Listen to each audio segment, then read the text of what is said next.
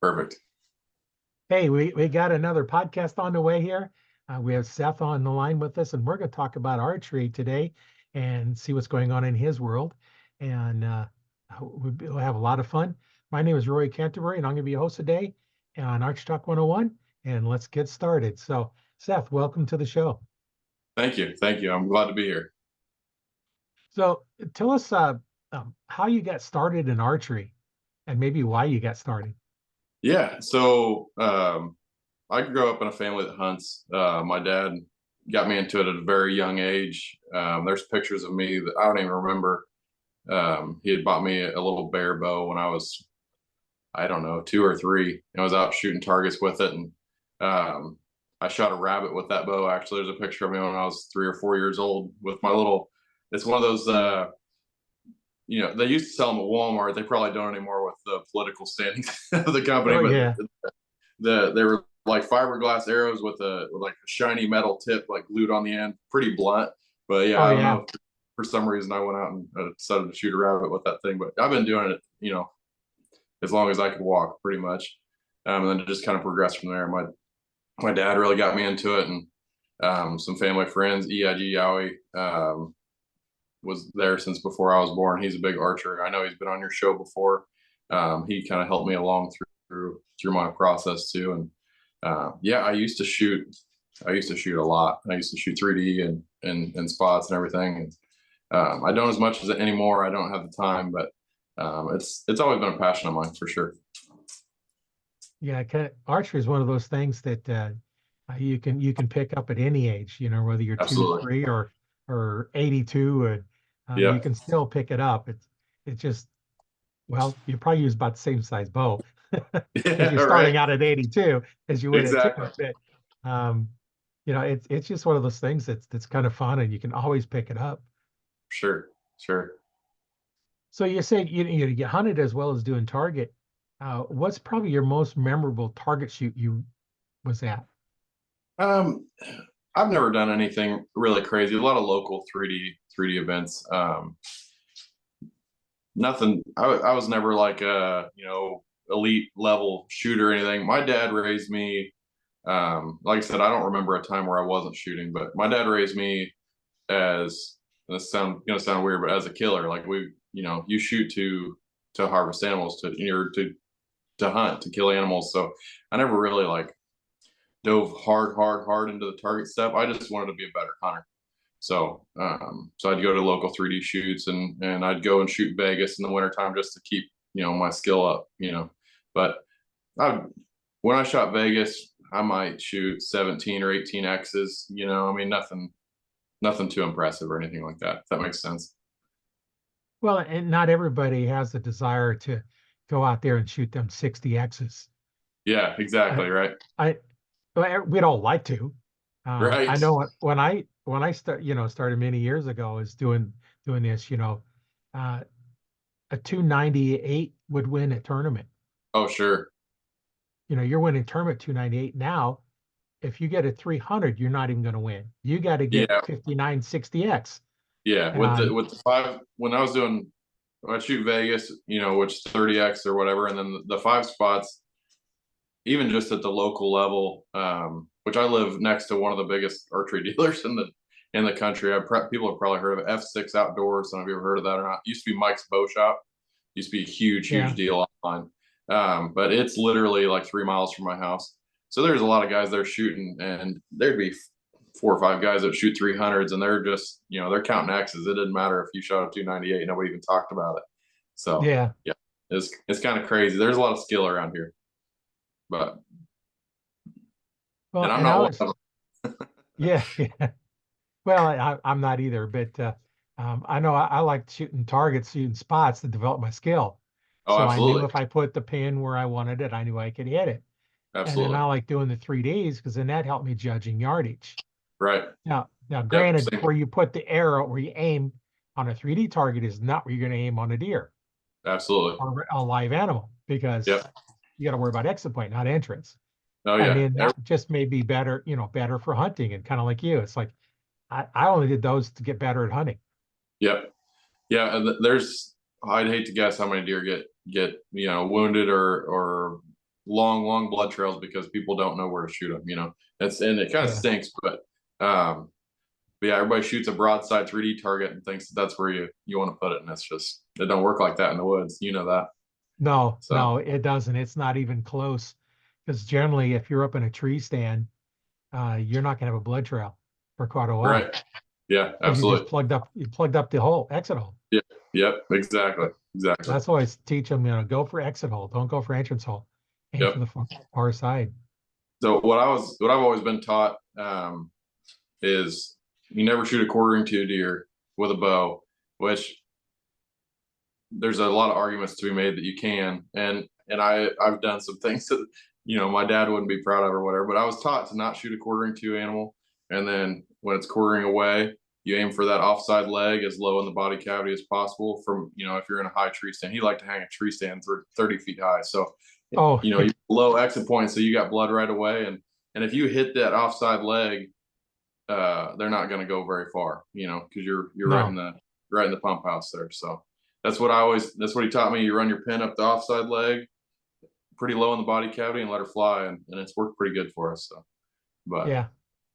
Yeah, I don't put them up 30 feet. Mine are 15, 12 to yeah, 20. he's nuts. I don't know. I'll never forget when I was probably 5 or 6 years old. He'd hang his stands way up there, and he always used screw in spikes. This is back in late '90s, early 2000s, and he would climb all the way up to the top of the stand. And I'm a little bitty kid, so he'd put me in a hunter safety harness, tie a rope to me, and he'd pull me up like his bow, and he'd set a tree, and I'd hunt up there every day with him for as much as I could get out there. So, but yeah, like I said, I was raised in it, so. Yeah, that's kind of interesting. Because they're so far up, if you Oh put the yeah. pegs a decent distance for him, you couldn't climb them, No, being a no, small kid. absolutely not. Yeah, not even close. I've done that. I've climbed a pole where they were so far apart. This wasn't a tree stand set up, but this guy was like over 6 foot, so he set them up for him. All right. Well, I was climbing a pole to get on the top of the pole, and then you have a safety harness on, and you jump Sure. for like a little bar and hang on it, and then drop down. But I got all the way to the top, and my knees are just bad enough. There was nothing left in my knees. Right. I could not put enough in it because it was just so far up, Right. and it's like I almost telling the guys like, can you pull me that last little couple inches? I'm all right once I get up past this point, but so far, I'm using Right. arms most of the time pulling me up because I'm so far on my knees, and Oh yeah. And that I'm hit not a me. I small. couldn't even walk. Oh man. I'm not a small guy by any means, and I haven't been since I was 15 or 16. But still, when I was that old, Dad was putting in screw-in steps, and I eventually got him talked out of it. And it's like, hey, we gotta start doing these ladders. These steps, you're putting them Yeah, way too far apart. This is ridiculous. So, and then when it's dark, you're trying to climb down, you can't see those things, and oh, they're a nightmare. yeah, you just gotta hope it's there, Right. and when your arms are stretched all out, and you gotta let go of one of them to put your foot on a peg, Yeah. that's when you fall. That's faith right there. That's the definition of faith. It's like Yeah, you just hope it's there to catch it. But I had one tree stand that guy had set up, and it's like, well, how do you climb in it? There's no pegs in there. Well, what there was they'd cut off branches, little knobs. You know how the tree would heal over itself? sure. That's what you use to climb up, with those little knobs. There's Yeah. a couple of those you had to use. It's like, oh, come on, come on, let's put some pegs in here. Right. There's a Yep. couple of pegs, and then the rest you're climbing on just knobs on cut off branches. Absolutely. Guys will do whatever they can to get out there. They don't care. Yeah. So Yeah, I've had some where they set the stand up where you're climbing up, and then if you keep climbing, you hit your head on a tree stand. right. It's like, how do you expect to get in this? Yeah. I always put them on the sides. You climb up, and you climb up above the tree stand and step down to the tree stand. Yep. Yep. So if it does fall for some reason, which most of mine don't, I had one at that time. It was I had a little key nut I had screwed in, and then it sat on there so it hold it. Then there was chained around it, and you tighten the chain, and then I always put a ratchet strap on the bottom as well. Sure. So it's nice and solid. And those that didn't have that, I'd put 2 ratchet straps on them. One, the normal strap, and I'd ratchet strap on top of it, and then one across the bottom. So I had to have, the factory strap as well as the other ratchet strap fail before the top would come loose. Sure. And I like to set Yeah. my safety harness so that as I'm sitting on the seat, it's pulling up slightly on me, and Right. as I'm Yeah. standing, it's pulling down. So you can't fall past your seat. Right. If you Yep. step off, all you're going to do is basically, slam your tail end into the seat, because Sure. that's all how further you can go down. Right. And I've used my safety harness to make the shot, because I had to lean over far enough that, Sure. you got lean out a little bit, and you got to trust your equipment, because you're depending on your life to save if you fall. Right. And so, Yep. I'd lean out, and, you're not falling, and lean out and get your shot. And, the one thing on safety harnesses, a lot of people don't understand that even though the safety harness saves your life from falling, you can still die because it Oh cuts yeah. off circulation. Your Yep. blood flow stops. So Yep. that's why a lot of them now have that little loop on it. So you can put your foot in and stand to take the Yep. pressure off of you. Because, once you're in that position, you don't have a long time before you could die. No. So that's Absolutely. something. A lot of other injuries too. You can, break bones and, all kinds of stuff, but it's better than falling 25 feet or something, but it's still it's not, comfort. Yeah. So Yeah. Even off a ladder stand that's only, 12 feet tall. yeah, it You still know, that, hurt. yeah, it still hurts. So tell us about some of your hunting stories. I'm sure you've got some cool stories of some of the hunts you're on that were exciting or memorable or Yeah. challenging. I mean, I'm a lot like everybody. I'm sure my coolest stories are when I didn't end up killing the deer, but Yeah. I've had a lot of fun out there. Shoot, I don't know. I killed my first deer with a bow when I was 12, I believe. He was 148-inch 13 pointer, really nice deer, real heavy, gigantic body deer. Made his rack look small. Super old deer, and it was just, I don't know. It's kind of one of those things. It felt like it was just meant to be. Me and Dad went out and hung a ladder stand, and he hung a hang on in the tree next to me, and we were just going out. I was going to shoot a doe. I'd shot a lot of deer with a gun at that point. I'd probably shot, I don't know, 10 or 12 deer with a gun by then, but it was going to be my first year with a bow. So first deer that walked by pretty much is what we're going for. And lo and behold, this giant, one of the oldest deer on the farm that we'd had pictures of and stuff, come out, and there was absolutely no reason that he should have did what he did. He came out in a food plot clear on the other side of the field, 120 yards away. And normally when they came out where he did, they'd work that edge of the field, and the closest he'd ever get, 60 yards, and then work out into the big ag field. So it's a giant bean field, and then it had little fingers, and in the fingers we'd plant clover. Was what we did back then.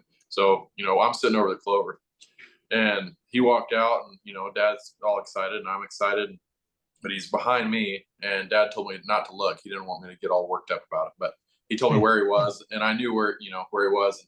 He said, "Don't turn your head." So after about 10 seconds of that, it felt like I just couldn't help it anymore. So I turned and looked and watched him, and he just moseyed right through the middle of the field and crossed the field onto my side and walked by it like 9 yards. It just very strange. The way the spot set up, this sounds weird, but the way the spot sets up, there's just no reason he should have came over there. But it's like he was on a string, and he just walked right to me and stopped there broadside, and I shot him, and he ran 60 yards and toppled over in the woods. We couldn't see him. We heard him crash, but you know how they do on their death run. Sometimes they'll crash, then you can still hear them. Their legs are still working or whatever, and he's making a lot of noise. So we sat there till dark, a little past dark, went down, found the arrow, and it didn't look great. He was quartering away, and it had some liver blood on it.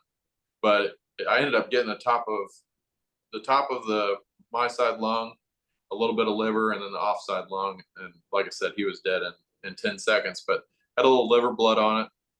So So Dad, elected we backed out, went back at like 10 o'clock at night, and walked up to the edge of the woods, and we heard some crashing in the leaves. And, uh, so immediately Dad, we backed out again. And it's just like a gut wrenching feeling, I mean, it's bad. Yeah. It's bad at my age, when you can't go find your deer. But when I was 12 and this giant buck, and I was like, I couldn't sleep. And it turned out it was, we got down there and it must have been a possum or something. I mean, he'd been dead for, forever. But yeah, it was an unreal feeling. So me and Dad and Ead came down. We went and found that deer, and there's actually a picture of it in his book. But it was just, I'll never forget the moment. Like, it was cool. We come up over the ridge, and he's 25 yards away, laying at the bottom of this little ditch. And, we all just, we lost it. It was awesome. We're all hugging and crying and everything. It's just, it's always been that way. I don't know. It's just a special thing for us. I don't know. So that was probably my most memorable deer hunt, and I've killed quite a few of them, but that's probably the best one. But, yeah, especially when the deer comes in, there's really no reason. They don't have a history doing it. Just all of a sudden, this night it decides to go a different way. Exactly. Yeah. Yeah. And there was a trail in front of it. That's why we were sitting there. If they come out on the other side of this finger, they always worked up that side. But if they came out on the far side, they would never cross. And for whatever reason, he did. Yeah.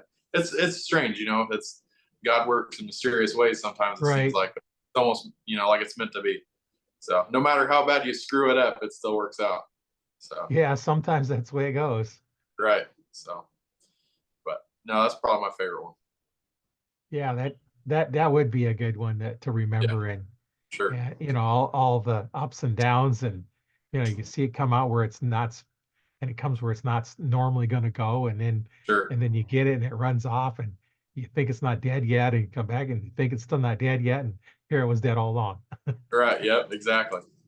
So yeah, I don't know. I'll never forget how I felt that night. I just laid in bed and just adrenaline all night long. 12 hours of adrenaline dump, and I was so wore out the next day. It was awesome. It was really, really, really fun. So yeah, that would be one of those nights that'd be hard to sleep, because you got this deer, and now it's like, okay, you got this nice deer, and you got all this great food that you're going to be able to eat and remember it for a long time, and a story that will stay with you forever. Absolutely. And that's something like, even if it was a doe at that point, I had never shot a deer and not found it within a couple minutes up to that point in my life, which, like I said, I'd shot quite a few with a gun.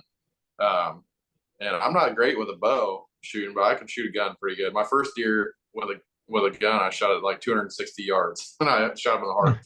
So I can shoot a gun pretty good, but so I never had any problem. That was the first deer that it wasn't like immediate gratification. You know what I mean? So, Dad raised me. You wound an animal, you wound one, can't find it, you better spend a week looking for it. You owe it to the deer.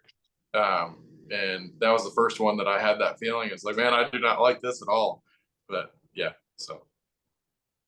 But she was able to get it. That's kind of the difference between rifle and archery is. 100%. The time you get to spend, with the on the hunt. Oh yeah. With a rifle, you see the deer, you see it out 160 yards. With a rifle, it's no big deal. Shoot. Yeah, exactly. With a bow, you're not even in range yet. Nope. And at that point, he had restricted me to 15 yards, so it was going to have to be right there. Yeah. So, but I still don't shoot too far. But I'll shoot one at 40 if I have to, and everything's perfect. But I'm not comfortable about it. I mean, with Ead and stuff, and we shoot 110, 120 yards in the yard all the time. But I always did that as, if I can shoot a 15, 16-inch group at 100 yards, then I can shoot a 1-inch group at 20. It's just, I felt like that shooting long distance like that made me so much better up close. So. Oh yeah, I used, you'd shoot at 20 yards when I was had a club I was in. We'd go back to 40 yards indoors. Sure. And we'd shoot at 20 yards, and then I go back to 30, and then go back to 40, and then I go back to 20, and I'm destroying arrows where I wasn't the first time. It's like, it's building that concentration to hold it tighter and tighter and tighter. And 100%. Shooting them longer ranges, as long as you don't start with the long range where you're missing your target completely. Right. Start up at the 10 yards, and as you get your groups tighter, then move back and you move tighter and tighter, and eventually Sure. you'll get those long ones. But Absolutely. then as you get older, you don't see those targets that far out anymore. So now you 100%. start cutting them. Them long range ones might be a Right. 40-yard shot, instead of the 100-yard shot. For sure. And that's something that I would say, and I'm nobody to give anybody any tips, but uh compared shooting at home on the bag or shooting a live animal or whatever is totally different than shooting spots or shooting 3D to me. Oh Um, yeah. like at 20 yards, shooting that little dime size X on a Vegas, I can't hardly see that. So at home, he had taught me this, but we had a big bag target, one of the 3 by 5 foot bag targets we'd hang with 4 by 4s, right? And it had Right. black dots about the size of a golf ball all over it. So I would take golf tees and shove them in those dots. And that was Oh about the yeah. same size as a Vegas X, but you could see it. So at 20 yards, I'd shoot 9 out of 10 of the tees. We'd go out and we'd have a little game about it and see who could shoot more. And I don't know if you know much about Ed. I know he talked on here, but I listened to the podcast and he kind of underplays himself. If there was anybody on the planet, um, if somebody said, "Hey, I'm going to hold a gun to your head. You have to let somebody shoot an apple off your head at 60 yards. You can pick anybody, Levi Morgan, any of them." I would pick Yeah. Ed, 100%. And he taught me, everything I know about it. But he's a shooter. But yeah, that was his trick. We'd do golf tees and just nail them. That was a lot of fun. It gave me something to aim at, Right. that kind of aim small, miss small mentality. So the Vegas, I just cover up the yellow and hope that it went in the middle because I couldn't see it. But Yeah. but Yeah, that's kind of a problem sometimes. I know when I was getting ready to go to Canada, I borrowed a guy's .6. They had a 4-power scope on it, and I had a Springfield 1903, which is the regular bead sight in front and a peep sight in the rear. And I wanted to set it up so that I could shoot. So we had a target out at 200 yards, and put the target up 200 yards. And so I'm going to take some shots at it and see what's going on. Well, that front bead covered the whole 2 foot by 2 foot target. I could not see the target at all with the front bead. It right. covered it all. So I'm doing one of those up and down. Okay, that's it, left, right. Like, so I took 3 shots at 200 yards at a target I could not see and hit it 3 times. That's awesome. Yep. Doing I some hit it shooting three there. times. That's a 2 foot square, when I Right. couldn't even see it. So I knew if I had to, I'd go to the backup gun, and, a moose has got, Oh two yeah. foot, 2 foot diameter kill zone. Right. So I could put that bead where I wanted it, and I ended up using Sure. it with the scope, but, a nice little 4-power scope, and Yeah. on a moose that didn't even fill up a third of the scope. It was a ways away, That's awesome. but I got it. I used my steady stick, which is my arm. Right. I shot on a rifle team in high school, so I Yeah. my steady stick is my hip and my arm, Sure. and that's how I did it, shooting standing. And one thing that you got to remember when you're sighting in at close range, you shoot at long range. If you're off slightly at your close range, you're going to be way off at long range. Oh, And 100%. I didn't even think about that when I was doing it, and I was shooting just slightly left at 100 yards. Not much, just Sure. maybe an eighth of an inch or so. And I was like, oh, okay, that's close enough. Um, not thinking about the fact that at 300 yards, I'm off by a couple feet, if not Right. more. I'm probably off Right. about 3 feet. So I went to shoot this moose, and I was on top of one hill, and it was mostly up the next hill. It wasn't at the top of the next hill because I won't shoot over the crest of a hill. He was down, she was down a little ways. So I shot, and it just kind of looked around, moved a little bit, and I thought I had to have shot below it. It must be longer than that. I'm a bow hunter. I'm shooting 20 yards, not Sure. 300 yards. Right. So I take the next one, I raise it up. Now I got it, instead of at the kill zone, I got it at the spine. And this time it jumps and moves around because I'm far enough away, it's not really hearing the noise. Sure. And something hit the ground. So then, okay, third shot. Now I'm up to head height. I shoot, it falls over dead. Didn't even take a step. Wow. It just fell over.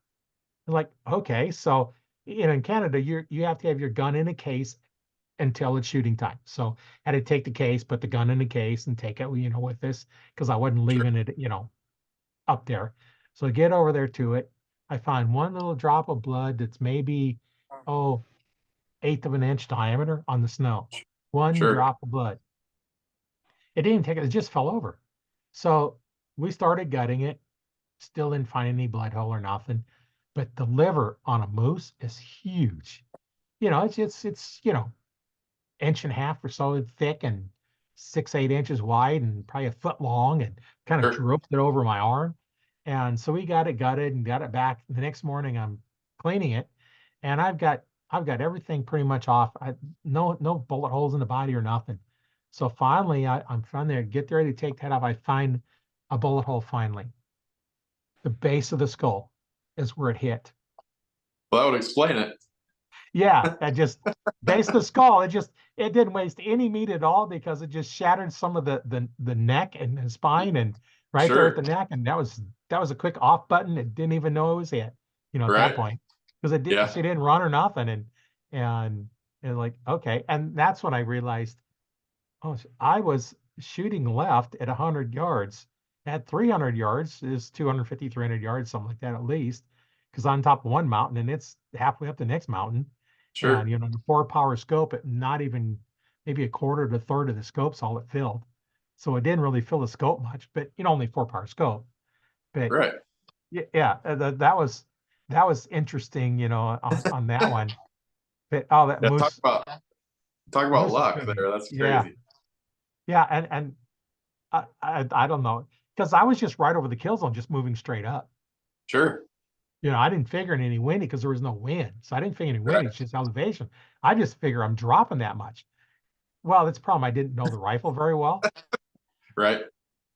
But now my new one, I got a Browning X bolt Sure. with it's a 4x16 50 millimeter scope on it, Yeah. and it's sighted in dead on at 26 yards. So I'm dead on at 200, about 3 inches low at 300, Sure. and about an inch and a half high at 100. And I know it's dead on, because when I was sighting it in, I took it to the local range here, and I put 3 holes in the same shot, 3 shots in the Yeah. same hole. That's awesome. Well, that's why I reload, because you can do Right. that with preloaded ammo. You can't do it with factory ammo because it's not Right. accurate enough. Yeah. So 100%. I know that's dead on. If I put the crosshairs where I want it to go, if I'm within 300 yards, I just put the crosshairs because I'm within 3 inches of my shot. Absolutely. But I know that now, but I didn't have that Right. gun then. Right. I had to borrow one with a scope on it because I just had iron sights. You That's a live 1903 Springfield. right. Yeah. You live and learn lessons all through life, right? That's cool. Well, the same thing, in your bow. If you have a little cant to your bow, and what a lot of people don't realize is if you take that bow and it's straight up and down, the pins are straight up and down, everything is plumb and level, and you turn Sure. that bow slightly, as that top pin, as you move up, it moves over. So now you're Yep. shooting more to the right if you're canting to the right, or left if you're canting to the left, which right hand is normally go to the right, left hand is go to the left. But Sure. that's going to affect that too if you're not perfectly level. That's why if you put a level on your bow, you need to make sure it's level with your bow. Because if it's Absolutely. off, it's going to force everything off. And one thing to find, to see if that's happening is go at your 20 yards, put your 20-yard pin on it, and shoot at the spot. Put your 30-yard pin on it, shoot at your 40, 50, 60. Just keep shooting Sure. higher and higher, whatever pins you have. And that line, you should be able to stick a string on it, and it should touch all your arrows. Yeah. Kind of switch it out for a So, little variation for your own shooting, but right. So like I started to say earlier, Dad raised me to be a killer, not a shooter. But the little bit of tuning that I ever did, um, was I would do what I think they called walk back tuning. We shoot at 20 and then hang a string from that arrow, or draw a line with a piece of tape or whatever, and then I would adjust my rest until all my arrows were in that piece of tape or hitting that string. Walk back to like 60 or 70 yards, and um, that was some of the best shooting bows that I ever had. Was the ones I did that to. right. But I've never got into this like shimming cams and yoke tuning and all that stuff. I've never done any of it. But Most bows don't need it. right. If there's something off on it a little bit, you might need to tweak a little bit. I've tuned a lot of bows, and Sure. just the generic tuning, because I'd set up so many of them. I can take and set the center shot on the bow really close just by using my eyes. And Sure. I can set the pins left and right real easy. So now we're left and right, and kind of guess I can get you really close just by setting up, no tools or nothing. Now, Sure. if I'm going to go on a little bit, I do that with beginner bows when I had my store. I do that a lot beginners. That's how the bows are set up. And for a beginner bow, we didn't really go through much more because the skill of the archer hadn't met the skill of the bow right now. At some point, the skill of the archer is going to need a better tuned bow. Your little more Oh, high absolutely. end ones, I would get into using levels and lasers for set everything up so it was Sure. dead nuts on, and because it took a little bit more to set them up, and on the beginner bows, once you got a little bit better on it, and lots of times they're not even buying very straight arrows. Right. So until you start buying your competition grade arrows, your 1,000 straightness, or when we're doing aluminums, your 1,500 straightness ones, it didn't matter because you Sure. can take a group that might group 1 inch with 1,000ths, and you take 5,000ths, and now that 1 inch group is now about 3 inches with a 5,000 straightness arrow. Sure. The only difference is the arrow. Right. So until you start getting in that higher end stuff, I don't recommend going through, spending a high dollar to have somebody, super tune your bow and go through all that mess. Just set Sure. it up so that your arrow is level with your string, and comes as right angle to the string, and the arrow goes through, the upper third of the burger button, and if it's a center shot design riser, that it's center shot, that's good enough for Sure. 99% of the people. Right. Because like you're not looking to shoot them 60X's. You Right. just need to be good enough that you can be confident that you're going to put that arrow within that 3 inch kill zone or 6 inch kill 100%. zone, depending on where you're at. Now turkeys, you got about a 1 inch kill zone unless Yeah. you go for the 100%. head. But Yeah. I'm turkey on with a bow a little bit, and it's not for me. I'll shoot them with a shotgun. I'm okay with it. I enjoy it, and I've headshot a few turkeys, and I can do it, no problem. But it's just I've been on too many wild goose chases with turkeys with buddies and stuff where they shoot them in the body, and we just never find the dang things. And no, the thing is, they're probably dead, but a turkey can hide in 6 inches of grass like you wouldn't believe. I mean, it's oh yeah, unreal. We Ead was one actually way back in the day. I was probably 10 or 12 years old. He shot one, and we went and tracked it, and there was actually some blood, which is pretty rare for a bow shot turkey. We actually could right, blood trail. Then we lost it, so we grid searched this property. It's probably a 75-acre field and a little bit of timber. We're grid searching, and I walked literally less than 2 yards away from this turkey, and all of a sudden I hear something. I turn around and look, and it's standing there looking at me, and one of its legs is busted, and then it tries to take off flying, and we end up chasing down and got the bird. But it was literally 6 feet away or less, and I walked right past it in a grass field. So yeah, I don't know. I'll shoot him in the head with a shotgun. I'd be okay with yeah, it. So yeah. You don't need the head anyway, and yeah, it stops them turkeys really are quick. so unbelievably tough. It's unreal. We shot one a few years ago. I shot one with a shotgun, and we are dressing it, and there was not a stitch of coagulated blood, no scabs, no nothing. We pulled its skin off, and there was a perfect X through one breast and a perfect X coming out the other one. And somebody shot it with a fixed blade broadhead, went all the way through, and that turkey was fine. I mean, he acted like there wasn't nothing wrong with it. So yeah, I don't know. And most of the time, I find that people don't know where to shoot a turkey with a bow. Like you said, they have a golf ball size spot to aim at, and they don't know where it is. You know what I mean? Right. So we've always gone by where bronze meets black up the leg. So where the bronze and the black meet on the wing, and if you go straight up the leg, you're right in there usually. But like I said, I'm not confident in that enough even to worry about doing it. So Well, when you go to a store and buy a turkey, they give you the bag with the heart and everything in it. right, Look how big they're that heart tiny. is. Oh yeah, It might be a 1 inch yeah, at most yeah, distance across the top to the bottom, exactly. by 3/4. So and they're so tough that if you don't hit that, a deer, I mean, you don't have to heart shoot a deer for it to die. I mean, deer are No, tough too. You can single lung a deer and it live forever, but at the same time, you got a little more margin for error. But you mess a turkey's heart or lungs, and you're just screwed. They're gonna fly away, right, So, um, and a deer at least can't fly. You can kind of track them right. down. Turkeys will fly away. So, but Yeah, then there's no trail, and then they'll slide under brush, and yeah, or yeah, they're hard to track. I've seen one where it flew up and landed in a tree and ended up dying up there. Like, how the heck did we get it down now? Right. But Oh, hit a button on my keyboard, turned my camera yeah, off. Like I hit the space bar for some reason. It turned my camera off. right, That's not good. right. But So yeah, I that's think I heard you live in Nebraska, right? right. Yeah, we came over in Turkey on Nebraska a little bit when I was in high school. It was a lot of fun over there. You got a lot of birds, or that where Yeah. we went was anyway.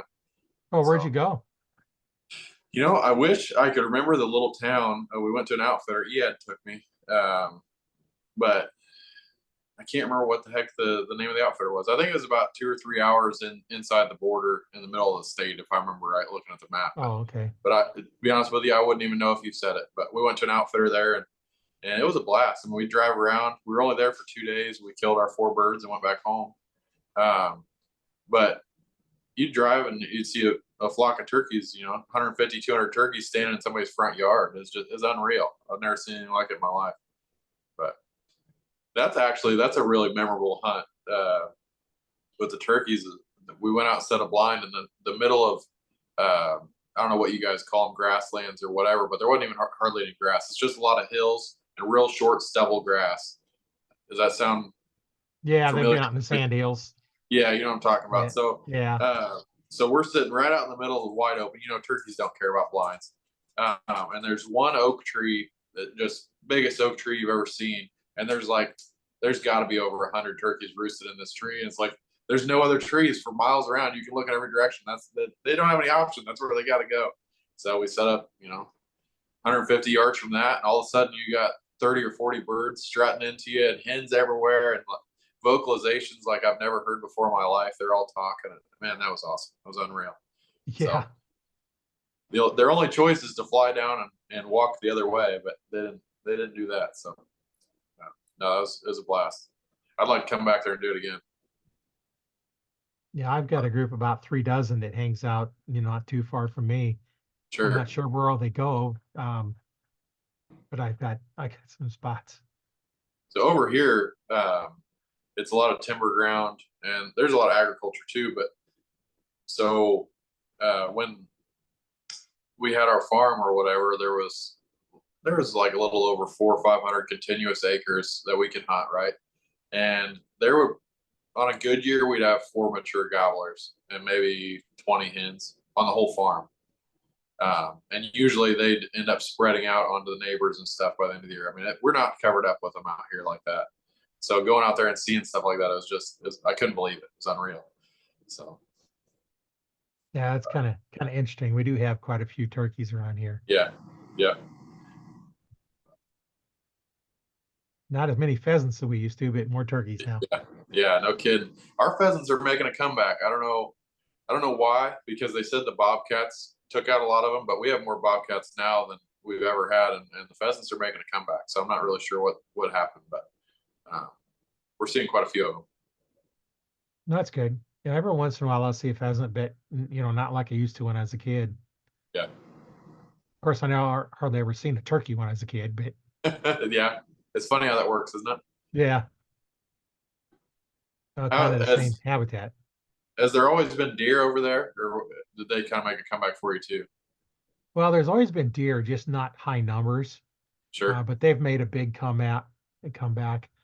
There for a while, a few years, you had unlimited antlerless tags. There was two deer per tag, unlimited number they issued. Sure. And now they still issue your antlerless tag, which is, for your antlerless deer. But there's only so many of them they're going to issue. And they do limit those a little bit, but there's still quite a few. It's unbelievable the times, the stuff that you see in a lifetime or whatever. But like my grandpa, my dad's dad, he shot a 10-point buck, and we still have him mounted now. We got a new cape for him and redid it because it got ruined by cigar smoke, actually. But it is a 10-pointer, probably 3.5-year-old deer, maybe 110 inches, 115 inches, if that. Real spindly, but he's a cool looking deer. Just perfect 10, and his G2s, G3s, and G4s are all under 2 inches long. Oh yeah. And he shot it in the early 70s. And Dad said that he made the front page of the paper, and they put that deer in the bed of the truck and drove around for like 3 days with it because people just couldn't. They'd never seen a deer like that. Like they just didn't have them. I guess it was a huge deal. Oh yeah. And this is down in central Missouri where he grew up at. And now people won't even shoot a deer like that. You know, I mean, they're embarrassed to. If they shoot it, they won't even post a picture of it or anything. So it's crazy the times changed, you know. I know when I started deer hunting, they bumped it up to you could get 2 tags a year. Prior to that, it was, you know, you don't had 1 tag. You only get 1 deer a year is all you could get. Sure. And then when I started deer hunting, you can get 2 tags. And then they've upped it from there. So, sure. You know, I know when I had my store as a check station, and I know guys that checked in 20 plus deer. Oh, legally shot 20 plus deer. Yeah.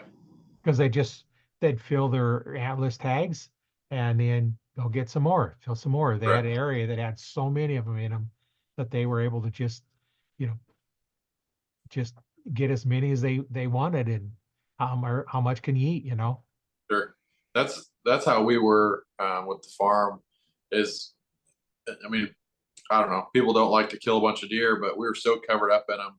Like that, I'd hunt this alfalfa field. It was like 60 or 70 acre alfalfa field, and every night in early season there'd be over 80 deer in it, just out there eating. You know, we had a pile of them, and they were like that all over the whole farm. But so I mean, one year we killed 16 does off of that farm between me, Dad, Ed, and a couple other buddies that we brought out. I mean, just you have to manage the population a little bit, but I don't know. I've been blessed. Like I said, it used to be where you didn't hardly see a deer. My entire lifetime, it's like they're possums out there. You know, we just got a billion of them running around. So I've been really blessed with that.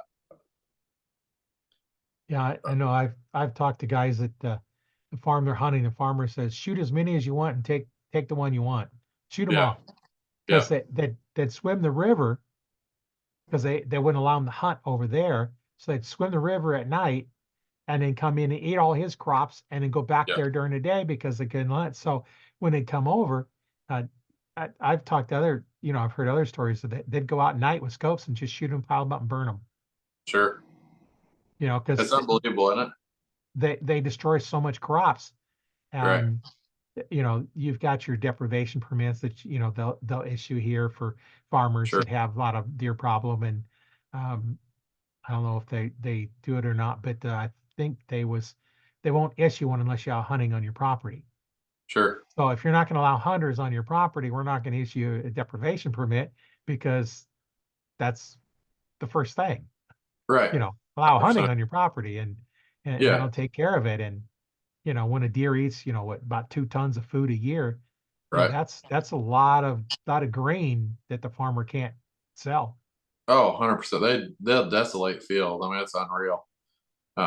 Yeah, you gotta keep a handle on them for sure. You don't want to overdo it like they did, but every couple of years here, they have programs in the bigger towns and stuff where they'll bring in guys, DNR agents and stuff. They'll pile up corn and hunt them at night, and just they'll fill truckloads of them, you know, because they're in town and stuff. People are hitting them with cars all the time and all that. And so yeah, you got to do something, I guess.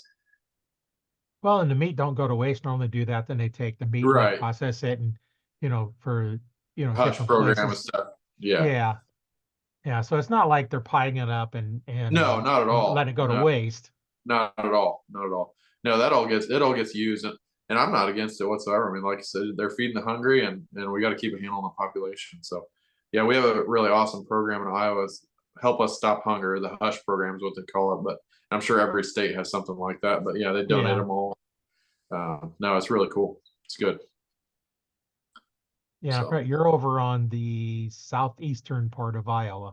Yeah, right where Missouri, Illinois, and Iowa all come together. So I can get to Missouri in like 10 minutes, and Illinois in probably 15.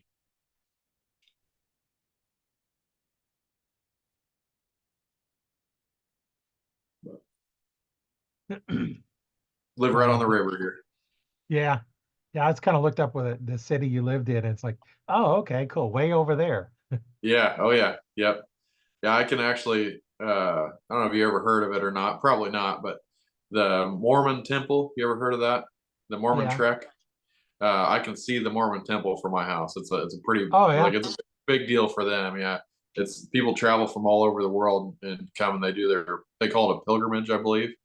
But Right. every fall, I think it's fall, but they'll just be crawling. There's thousands and thousands and thousands of people here.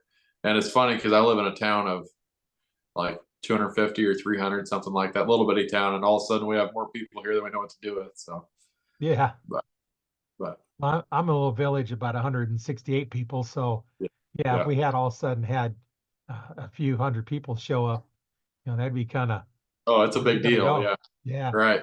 The local businesses and stuff love it. That's for sure. So it's good for the economy. But Well, we have a post office, we have two trucking companies, we have a church, and one guy that has a construction company to live here. Other than that, that's sure. it. That's the only businesses.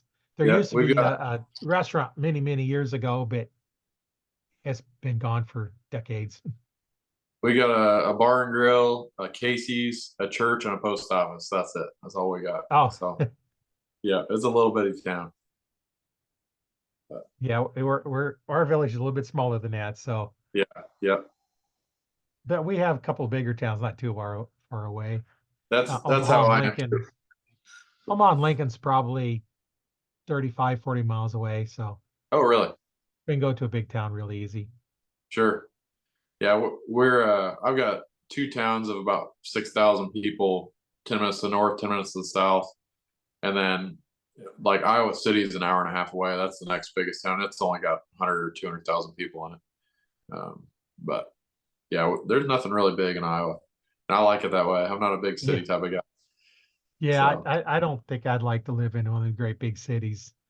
I don't even I realize to drive drive through them. right. I drive through them all the time as I fish tournaments all over the country. So I'm always driving through them, and I'm like, man, I could never live in a place like this. This is insane. So Just driving through Omaha is bad enough sometimes. So, oh when yeah, you get there, rush hour traffic. I yeah, try to plan everything so I don't hit rush hour traffic.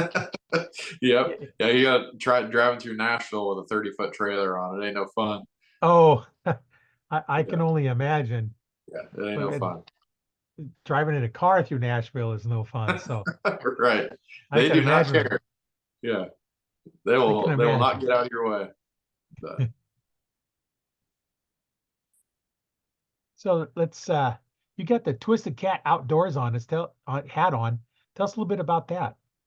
yeah, so I kind of converted about 4 years ago over from hunting to fishing. I still hunt a little bit, but the farm that I'm referring to, it all got sold. We owned some and leased some, and it all got sold. And I was spoiled my whole life with this incredible deer hunt, And I'd knock on a few doors, and always got no's and stuff, and I'm like, man, this kind of stinks. And then I realized that nobody could tell me I couldn't go on the river, so I went and Right. bought a boat. So I bought a boat, and I've been catfishing ever since. So Twisted Cat Outdoors is a national level tournament trail that I compete in. I used to help run it. It's ran by a guy that lives here pretty close by, but I don't get enough time off work to help run it anymore. So I just decided to compete in all the events that I could and miss the ones that I couldn't. So, but yeah, we go all over the Midwest and fish some really cool places for some giant catfish. So it's a lot of fun. Yeah, it But sounds like it. I normally fish lakes for channel cats when I sure, go fishing. That's kind of sure. the fish I normally fish for. But growing up, that's most we fish for that. They're Oh, called. absolutely, absolutely. So I live, as you know, Montrose.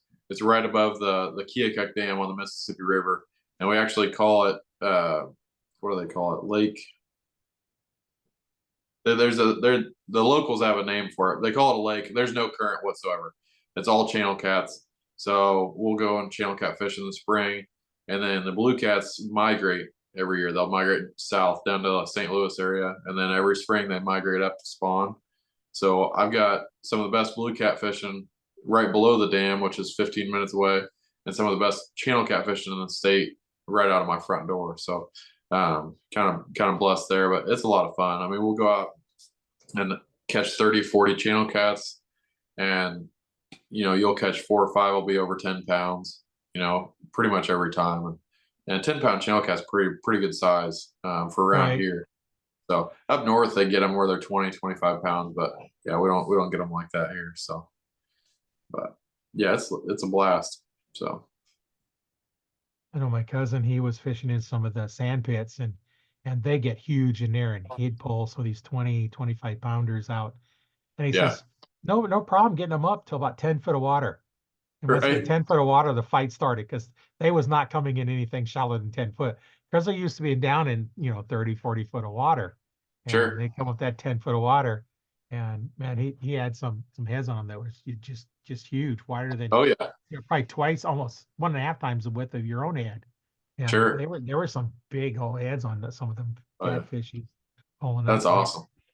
That's really awesome. My favorite way to target them up here is it's really shallow mud flats, pretty much everywhere. So it'll be a foot or 2 feet of water. I'll pull my boat in because my motor won't run in it or whatever. So I'll pull Right. in, and then put down spud poles is what we call them, and I'll cast out in a foot of water, and you'll see them hit it. They'll swirl on top of the water on your bait before your rod moves. Oh man, it's a blast. And when you're fighting Yeah. them, they don't have anywhere to go. They can't go down. So they either have to go straight away from you or straight to you. And a lot of times it's a race. They swim fast, and like they'll get to your boat before you get the slack out of it. And then they haven't fought, so they're full of energy 3 feet away from you. It's a lot of Oh, fun. So, yeah. but Yeah. What no, do you use for bait for the channels? shad, mostly shad. Yeah. Yeah, or golden shiners. If I can get some great big golden shiners, I'll use those too. But yeah, just all. I use chicken liver. Yeah, no, it works good. That's a beautiful thing about channel catfishing is, I mean, you can use chicken liver, stink baits, fresh cut bait. You can use live bait. These prepared little dough balls at the store and stuff. I mean, chicken breast. You can use whatever you want. They're gonna eat it. So, Right. uh, so I had one guy come to my store, is using, I think, the black and yellow crappie jigs and sure. catching catfish on it. Oh yeah, yep. Catfish and your viewers probably don't care about this, but catfishing's changing a lot. People used to treat them as if they're a lazy bottom feeder. They're nasty mud fish. They just eat dead stuff, and that's not true. We have live sonar now. With active target or live scope. I'm sure you've heard of it, and you can actually see what they're doing down there, and they are the apex predator in any body water they're in. They're like sharks. So you catch them on the bottom, but they're swimming in the water column too and chasing live bait and all kinds of stuff. So we're starting to catch them in different ways. I catch them on hair jigs sometimes. I got these great big hair jigs. They're about 4 or 5 inches long with great big hooks, and they'll chase them down and hit them. It's unreal. It's a lot of fun. Huh. Yeah, you So always learn something new, about them. right, absolutely, yep. So it is kind of fun. I tell people I catfish or whatever, and they're like, oh yeah, it's lazy. You're sitting there and drinking beer or whatever you're doing, which I don't do that, but it's not like that. It's nonstop action all the time. It's about to take off. To the catfishing is the number 2 fastest growing outdoor sport right now. So bass fishing Oh is yeah. number 1. It has been for years and years. Catfishing is closing the distance in behind it. So, and I fish Twisted Cat, which is the top elite level tournament series in the country. There's 2 or 3 regions, and we're one of them. So I don't know if you follow professional bass fishing at all, but we're kind of on the level. Not too much, but Yeah, we're kind of on the level of MLF or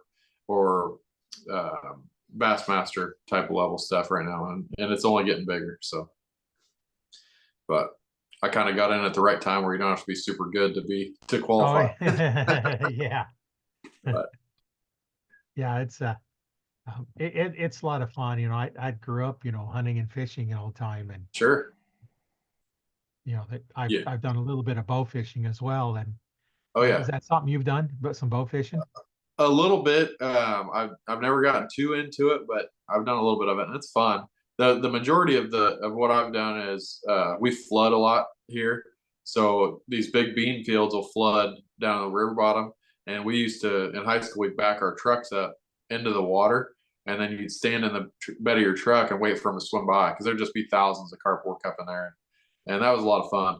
I've never really done it out of a boat, but it looks like a blast. So Yeah, it's a lot of fun, yeah, and you can do it from the bank and sure, everything else too. And sure. I know one time I was out shooting these big carp were coming by, and I was like, I missed. Shoot again, miss. This gar come by. A gar is only like inch diameter. Oh, yeah. I got it. I'm like, what's the deal? I'm missing all these big carp, and I hit this little bitty gar. Right, right. Yeah, Oh, that's awesome. that was interesting. It was only a couple feet long, so it wasn't a huge one. Sure. Trying to clean it to eat it was interesting. Oh, yeah. That's a nightmare. A Did you break hunting out the knife, tin? a hunting knife, a hatchet, and a fillet knife. Yeah, The yep, fillet knife to, I mean, the hunting knife to split the belly open, the hatchet to sure, cut it in pieces small enough you could work with, and the fillet knife to fillet off the meat off of the outside hard shell. sure, sure. And then cut them out, and it kind of looked like the meat on a rock bass, kind Yep, of real clear with little black lines through it, like a rock bass. yep. They eat like a pork chop too. They're like it's a strange texture. It's Yeah. not like fish to me anyway. But tin snips come in real handy for those. You cut them with tin snips down the back, and you can peel both sides out and open them Oh up, and yeah. then peel out of them. But yeah, they're a nightmare to clean. I don't do it unless I have to. Yeah. But I shot it. And I was like, I wanted Oh, to you clean it and eat it. 100%. Yeah, you I've gotta eat it. Yeah, gotta try it anyway. Right. And they're pretty good eating. I mean, I like them. It's just Yeah, it's not worth the work for me, unless like I said, unless I'm really really hankering for one. But yeah. But that's when it's the only one you actually ended up hitting that day. sure, sure, You're yeah, you're gonna eat what you do finally kill. right. Yeah, it's unreal how tough they are. It's crazy. But And then carp. There's restaurants around here that serve catfish and carp. sure, That's what they're serving is catfish and carp. sure, And when you have a restaurant that serves those kind of fish as their only fish items on the menu. In fact, they're only real. They might have like ambers or something, but sure, if that's the only fish on their menu, why would we not go out and fish for it and get it for real cheap instead of paying high dollar for a catfish fillet? for sure, for sure. Yeah, yeah. We have a little fishery in town here. Of course, it's a river town, so there's commercial fishing or whatever. But man, he sells a lot of it. There's a pretty big Catholic population around too. So during Lent or whatever, man, he sells catfish like you would believe. Oh But yeah, I bet he does. yeah, yeah, people don't want to go catch it, or some people don't. So, and it's like it is funny. I laugh like if you only knew how easy it'd be to just go catch those fish and clean them yourself. But 'cause they're not big, they're just little channel cats. But they'll go pay for it, and it's good for him. It's good business. So Right. He goes out and gets them, and right. people want the fish, then he's got a market. Oh yeah, 100%. So Well, what would you tell a new archer that's thinking about getting into archery? What advice would you give them? um, don't overthink it. Just go shoot your bow. It's not. You don't have to be, you know, Levi Morgan your first trip out. You want to, have good fundamentals and stuff, but just go shoot your bow. That's what. Like I said, I was never an elite, level target shooter or anything like that, but I could shoot with. If we just got the guys together and went out in the backyard and shoot, I could pretty much beat all them, and it was just simply because I would every single day from the time I was probably 14 until I was 19 or 20.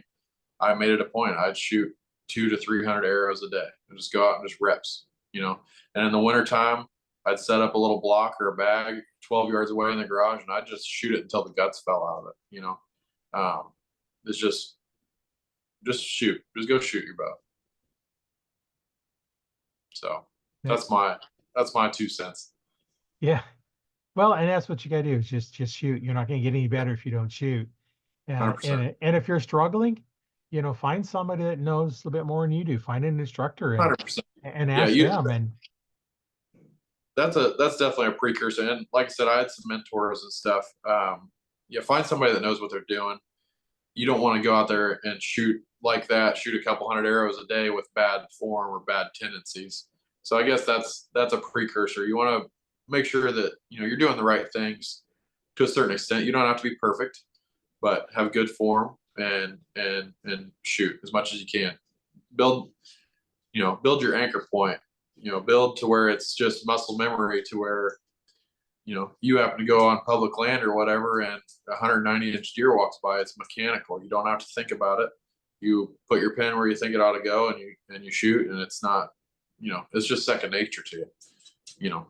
So that's what I'm all about. Is I want a quick, clean kill on an animal, and I don't want to have to think about it. You know what I mean? So. Yeah, and there's a lot of resources out there to get help. You can join the Archery Talk 101 Facebook group. Sure. There we have archers and techs and instructors in all kinds of levels. Go ahead and join that group. I'll leave a link in the description on where that group is. Get in there, and if you have a question, ask it. Absolutely. We're more than willing to help you. Or get a hold of me. Or get a hold of you or somebody. Sure. In the group, just post. Hey, I'm having problem. What am I doing wrong? Just record a video and Sure. upload it to the group. Sure. Don't upload a YouTube video because they don't stay long. Right. But just Right. upload your raw video, and we'll just take a look at it, and we'll give you some pointers. And we've done Absolutely. that on many times, and it's a safe place to go. You're not going to have people harassing you because you're asking what should be a beginner's question, simple question, because we're all there to help you. Sure. And you're not going to be sold anything, because anybody posts anything be sold, the post is deleted and they're removed from the group. So Sure. it's a safe place. You're not going to be sold anything. If there's anything that you're looking for, hey, sometimes we'll give advice. I'll interview different guys and different companies, and so that if you want to have some information, you'll get them on the podcast. I do post the podcast in the group, so you can watch the video there, so you can watch us. And if you have any questions about anything we talked about on the podcast, go ahead and ask them. We'd be glad to help you. And then you can always listen to the podcast on Spotify, or you can go out to Audible and just look for Archery Talk 101 podcast, and you'll be able to watch it there. And there's a lot of places you can go out there and connect with us. You'll be able to see this on my YouTube channel, Learn to Fix It Yourself. That's the channel I have, and I have all kinds of stuff, not just archery stuff, but well, that's like the channel says, Learn to Fix It Yourself. I've been around for so long fixing stuff. I'm just recording what I'm fixing and doing, and hey, if it helps, it helps. Sure. So that's how you can get a hold of us, and we'll leave links in here. And if you're interested in getting on that catfishing tournament, I'll leave a link to the Twisted Cat Outdoor in the description. So if you're cat fisherman, then Sure. hey, that'll make it easier to find it. You don't have to try and search for it. So absolutely. And another little shameless plug or whatever. I'm in the process of getting my captain's license right now, so I'll be a U.S. Coast Guard certified captain, and I'm going to start guiding here in Southeast Iowa. So, get a hold of me on there. It's Easy Life Outdoors is my Facebook page if you want to get on Facebook or whatever. Okay. But, somebody wants to go out catfishing and see what that's all about, then you can get a hold of me. Yeah, so. Just send me a link to those, and I'll put them in the description, and that Absolutely. would make it easier if we get to them. For Hey, sure. let's make it easy. Right. No doubt. If it's easy to do, then more people will likely do it. Yeah. 100%. All right. Well, any parting thoughts? Nothing I can think about. Like I said, just get out there and shoot. And, I don't know. I beat a dead horse there, but like I said, I think the more you shoot and that long distance thing, I think that really really helps help with consistency. So just shoot as much as you can and as far away as you can. If it Yeah. was me, within safe reason.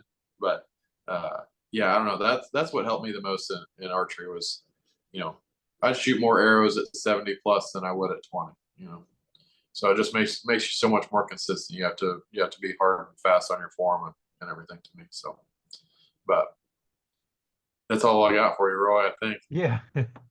Yeah, and don't be concerned about the fast bows, because what I say about fast bow, the faster the bow, the more it magnifies your mistake, the better you Yeah, have to be. yeah. So The quicker you miss sometimes. So right, right. So don't worry about getting that fastest bow, because that fastest bow is way harder to shoot and harder to tune broadheads on. 100%. The best shooting bow I've ever owned in my life, and I wish I could buy it back, was the Matthews Z7 Extreme, and that thing was slow. I shot a 600 grain arrow out of it, and I don't even know if I had 240 feet a second, maybe. I mean, you could almost outrun the arrow, you know what I mean? But man, it shot good, and it killed a lot of animals and stuff. You don't always need the best, most premium bow. I got in that thing for a while. I've owned probably, God, I don't know, like 20, 22 bows. I'd always buy the newest best thing, and sometimes I'd have 3 bows at a time, and just shoot and shoot and shoot, and then I'd buy a new one, and I never had a bow that shot as good as that old Z7 Extreme. So sometimes you find something that works. It's not always best to go buy the Right. newest best thing. So, Well, my hunting but bow is a 2001 PSE, and my yeah, target bow is a 2003 PSE. And yeah, then see, when I was working at Cabela's, they had some bunch of returns, and I was able to buy a bear. I forget which model it was. It was like $900 just for the plain bow, and I sure, got it for really cheap. And that's a 2015. I hadn't even set it up yet. I had to right, repair it, to get it ready to shoot, but I sure, never even shot it yet. So, that's my newest bow, and I haven't even shot it. right, yeah, Don't even know if it's any good or not. right, yeah. I The just the got a good last one, price on it. right. The last one I bought was a Matthews Tri-X, and I've had that since it came out. I don't know, 2016 or 17, something like that. And that was at that point I could shoot the Tri-X almost as good as I could shoot the Z7 Extreme, and I was like, all right, I'm done. I'm holding this bow, and we're sticking with it.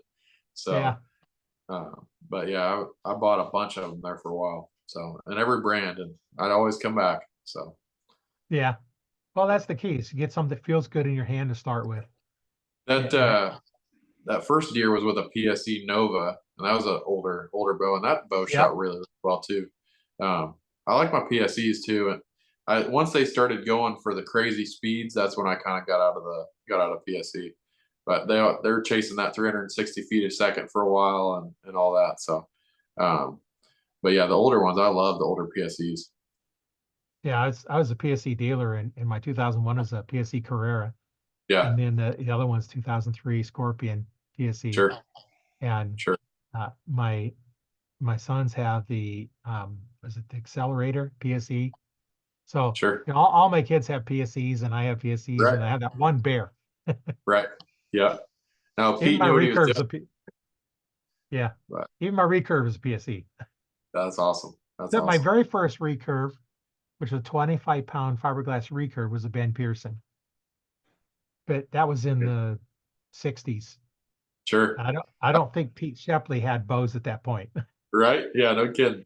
I wish I knew what it was. I think it's that same brand that my dad had when he was a little kid. Dad was born in '69, and his first bow, we still have it, and it's a little recurve. It's a real bright yellow color. It's made out of wood, but it's real light color. I think it's a Ben Pearson, but I'll always have that. It's a cool bow. So Yeah, I still have mine. I won't shoot it. I won't even yeah, string we it. don't either.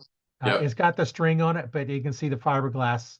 Last time we strung it, see it's starting to sure, separate a little bit. So sure. it just sits there as a um, decoration, basically. Yeah, yep. That's how it is. We won't shoot it either, but it's pretty cool. Glad we still But have it. yeah, yeah, it's one of those things. You just kind of keep it. It has no monetary value. It Right. has a lot of sentimental value. but 100%. you know, my old Ben Pearson, you know, if I was to sell it, if I was lucky to get $2-3 out of it, I'd be doing good. It's worth Right. more. It's worth way more than that to me. You know, Oh, it was my 100%. first bow, and you know, it's in the '60s, and you know, I won't ever sell it. I don't know what I my try, kids will do with it, but right. My dad sold his bow. He used to keep track, and he had this bow. He shot over 200 deer with it over the years. He kept it for a long, long time. He shot over 200 deer with this bow, and my mom divorced him, and he fell on hard times. He had to sell it. And about 6, 7 years ago, I tracked it down and bought it back. oh, And cool. yeah, that bow will never leave my family again, I don't think. But yeah, we've got it framed and it's up on the wall, and he lost it. There's something to that sentimental stuff. It's really, really cool. Right. But yeah, no, I don't know. I'm pretty young to be all sentimental and stuff, but I don't sell anything because I know at some point my kids, it might mean something. It might mean nothing to me now, but at some point my kids might want it, So I'm pretty Right. careful about that stuff. But anyway, Yeah, you never know. yeah, 100%. So Well, Seth, it's been great talking with you. Had a yeah, lot of fun. Um, got some good stories and sure, just good conversation. And I know well let tell Eod hi for me. will do. Yeah, and if he wants to come back on sometime, hey, just get a hold of me. We'd love Oh to yeah, talk again. And maybe we have the whole group of you on one time. sure. That'd That'd be be a lot of cool. fun. Yeah, Yeah, that'd be a that'd be a lot lot of of fun. fun. Yeah, we can have a lot of people on here too. So that'd be fun Sure. talking with the group of you. So we'll be seeing you another time. I'm sure we'll be in contact, and it's been great talking with you. My name is Roy Canterbury. I've been host today on Archery Talk 101, and we'll see you on the next one.